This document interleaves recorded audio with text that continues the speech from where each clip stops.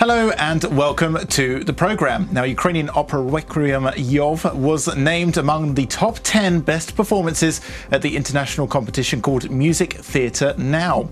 The opera was praised for its unconventional and original approach to existing forms. Now, I'm pleased to say, to talk more about the development of modern theatres in Ukraine, we're joined in the studio today by Andrii Koshman, the singer of the Ukrainian opera IYOV. Hello, thank you very much for coming in. Hello, thank you for the invitation.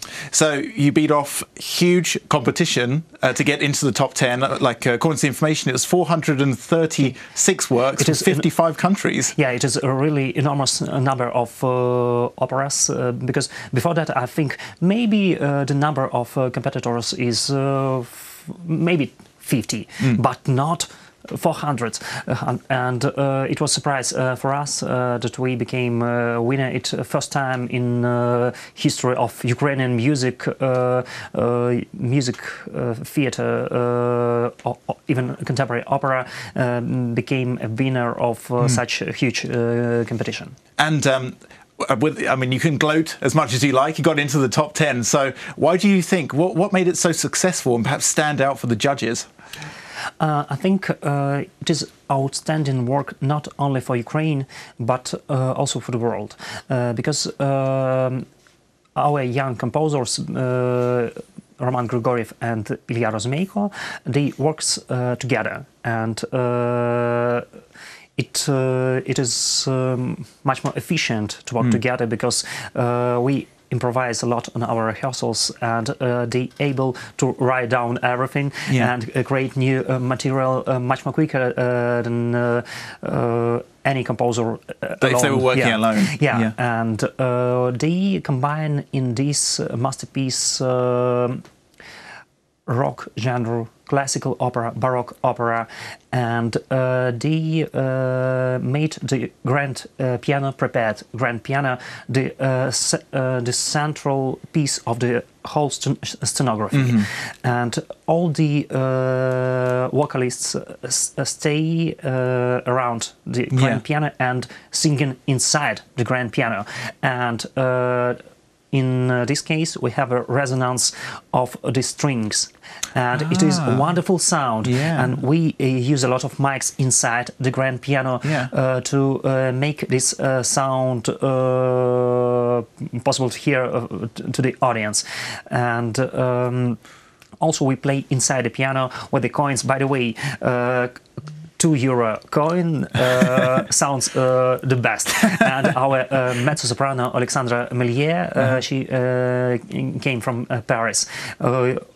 Always she play €2 coin inside the piano, and it sounds great. Yeah, perfect. Well, actually, I'd love to talk to you about your international success so far, what you've had. But before we get to that, we have a small preview, a video of the performances of IYOV. So let's go and take a look, shall we?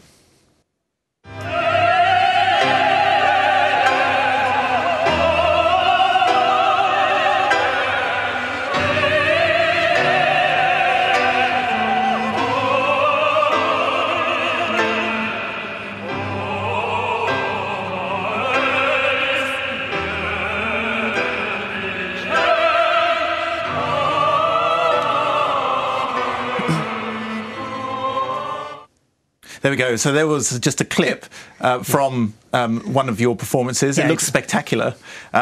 Also, we have a quote, a citata as well, from one of the judges who was involved in this, and I'd like to read it to you now. And they wrote, an ensemble of Ukrainian singers and musicians revisit the classical form of oratorio and requiem in the most honest and profoundly musical way. IYOV evolves in the spirit of togetherness and pure belief in the transformative power of the human voice. The universal message of this work is well rooted in the cultural geniality of the artists. That is a very good review. Yeah. So with the work, how were you inspired to create this sort of work?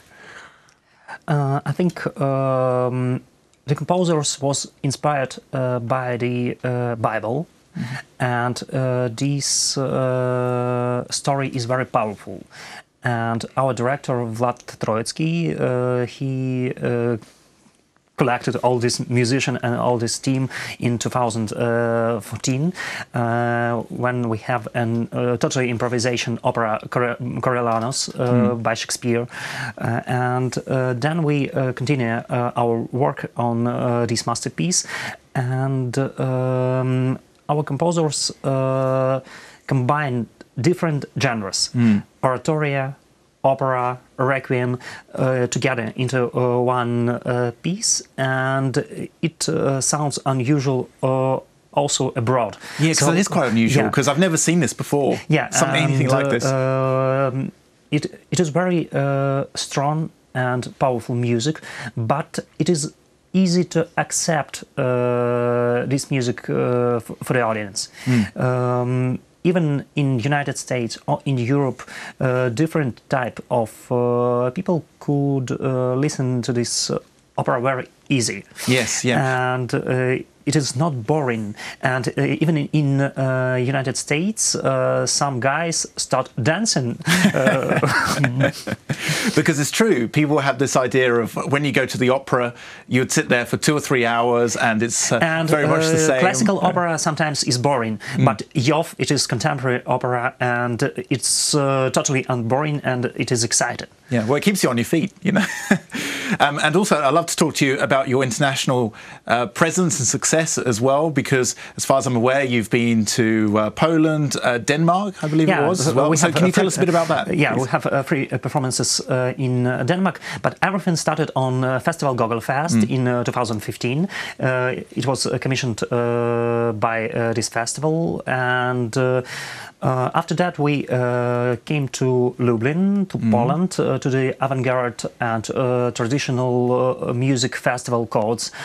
And then the producer from United States, Beth Morrison, the organizer of Prototype Festival, saw the rehearsal of IYOV. And then, after 2 years of conversations and negotiations, she decided to bring this work to her festival.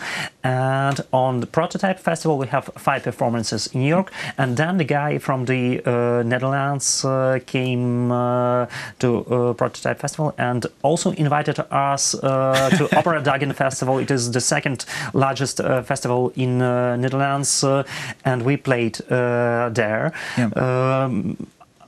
Also, we played in Music Verein, in Macedonian Opera Theatre, in Shakespeare Theatre in Gdańsk, also 3 performances in Denmark, and it's not all, also a lot of performances inside our country, and now we have a lot of plans for the future. Are you allowed to tell us about those plans?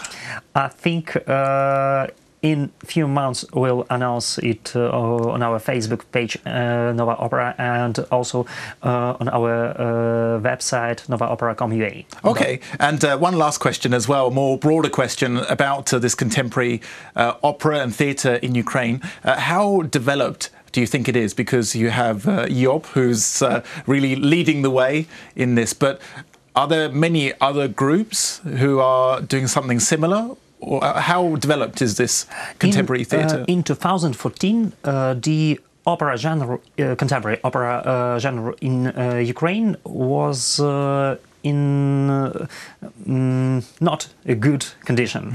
And after our first performances, we showed to people and to the music society community that it is possible to collect a lot of people on our performances. For the first time, there was sold out, and 2,000 people on in the hall on the premiere of contemporary opera. And every little opera company saw that it is possible, and we showed them that they should produce new content, and it could be successful. And have to experiment as well. And we also do not stop to experiment in our works.